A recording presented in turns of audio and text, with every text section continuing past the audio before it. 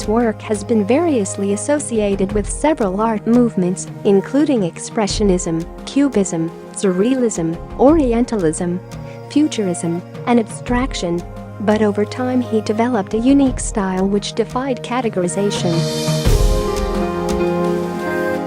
His works, which often consisted of dots, lines and planes, were characterized by a certain childlike playfulness and a dry sense of humor. He preferred to work in isolation, making use of many different media, including oil paint, watercolor, ink and pastel, among others, and frequently combining them.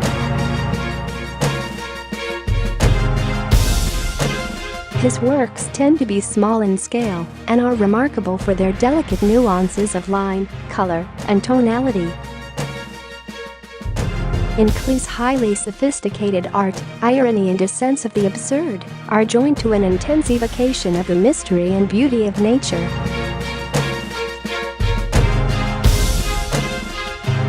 Claiming art to be a parable of the creation, Klee represented everything from human figures and foibles to landscapes and microcosms of the plant and animal kingdoms, all with an eye that mocked as much as it praised.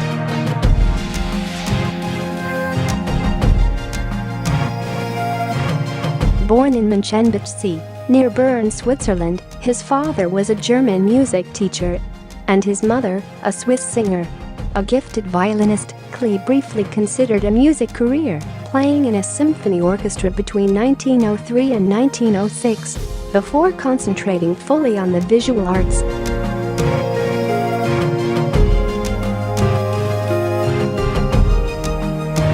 As a young boy, Klee showed early signs of being a talented artist, producing impressive landscapes and caricatures. In 1898, he went to Munich, then the artistic capital of Germany, and was eventually admitted to the city's Academy of Fine Arts. After completing his studies, he married Lily Stumpf in 1906 and had his first public exhibit that same year. During these early years of his career, he tried to earn a living through various means such as teaching live drawing classes and providing illustrations for journals and books.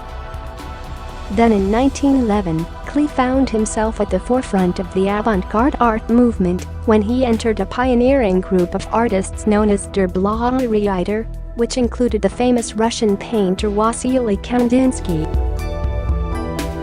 In 1916, during World War I, Klee was called up for service in the German army as a result of his German citizenship. Fortunately, as an artist he was exempted from front-line combat and remained in Bavaria, where he was able to continue producing art.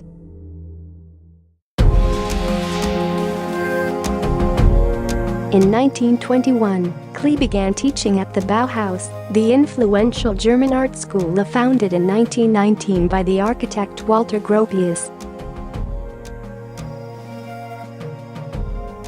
His lectures at the Bauhaus, recorded in more than 3,300 pages of notes and drawings, were a remarkable attempt to show how the formal elements of art, simple linear constructions and geometric motifs, could be used to build complex symbolic compositions. Whilst at the school, he published his pedagogical sketchbook in 1925, a book he created for his students based on lectures he had given, which is still used today, while also developing his own style. According to the encyclopedia, his work of the Bauhaus decade is more geometric than before, and the number of forms employed in a given composition is sharply reduced. Among the many types of compositions resulting from this practice are pictures made entirely of colored squares, patterns resembling basket weave, and, among his most evocative, a number of paintings in which puzzlingly disparate objects, faces, animals, goblets, heavenly bodies, coexist in a black undifferentiated space. When Adolf Hitler came to power in 1933, he was removed from his position at the Dusseldorf Academy, and his house was searched by the Nazi secret police, likely due to the fact that he was known to hold left-wing political views. As a result, he decided to move back to Switzerland. In 1935, he was struck by an incurable illness which was eventually diagnosed as scleroderma, a rare condition caused by the immune system attacking the connective tissue under the skin, as well as those around internal organs and blood vessels. Klee eventually succumbed to the illness and died in 1940 at the age of 60 in Miralto, near Locarno, Switzerland.